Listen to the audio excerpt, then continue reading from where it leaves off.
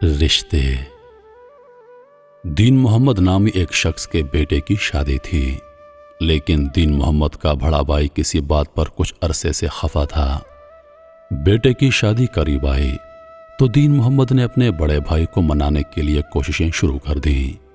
कैसे मुमकिन था कि दीन मोहम्मद के बेटे की शादी में दीन मोहम्मद का बड़ा भाई और दूल्हे का ताया ही मौजूद ना हो, क्योंकि पहले इस बात को बहुत गलत समझा जाता था कि जिस आदमी से अपने सगे रिश्ते नहीं संभाले जाते वो आने वाले रिश्ते या बनने वाले रिश्ते क्या खाक संभालेगा।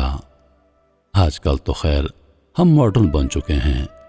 अब तो बाप के बिना बेटे की और माँ के बिना बेटी की शादी हो जाती है, तो फिर बाकी रिश्ते किस खेत की मूली हैं। दीन मोहम्मद अपने बेटे को लेकर अपने बड़े भाई यानी दूल्हे के ताया के घर पहुंच गया और मनाने की हर मुमकिन कोशिश शुरू कर दी। बड़े भाई से हाथ जोड़कर माफी मांगी और पैर पकड़कर हर तरह की मिन्नत समाजत भी की, मगर कामयाब ना हो सका। अगले रोज ही बारात लेकर लड़की वालों की तरफ जाना था।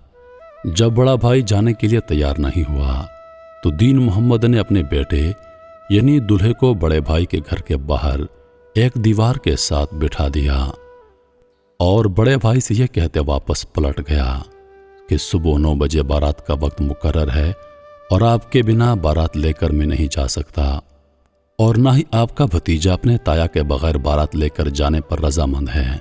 फैसला अब आपके हाथ में है। दीन मोहम्मद के जाने के बाद दूल्हे का ताया बार बार गली में झांक कर देखता रहा कि शायद भतीजा चला गया हो, लेकिन भतीजा जूं का तू वहां मौजूद था। रात के 3 बजे दूल्हे के ताया ने अपने कपड़े बदले और हुक्का हाथ में लेकर गली में पहुंचा। अपने भतीजे का हाथ पकड़कर कहा, चलो यार चलते हैं, तेरा बाप तो वैसे भी पागल है। ताया और भतीजा शादी वाले घर पहुंचे तो सब ने इस्तकबाल किया और दीन मोहम्मद ने पूछा कि भाईजान आ गए आप? जवाब मिला, कैसे ना आता।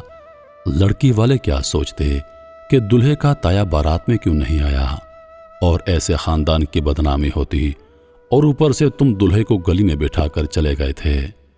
यूं हंसी खुशी ये शादी अपने इख्तिताम को पहुंची। रिश्ते इस तरह जोड़े जाते हैं, ये मुकाम होता है रिश्तों का। मगर खैर छोड़िए, हम तो मॉडर्न लोग हैं, नए जमाने के लोग हैं। ये बातें तो बहुत पुरानी हो चुकी हैं।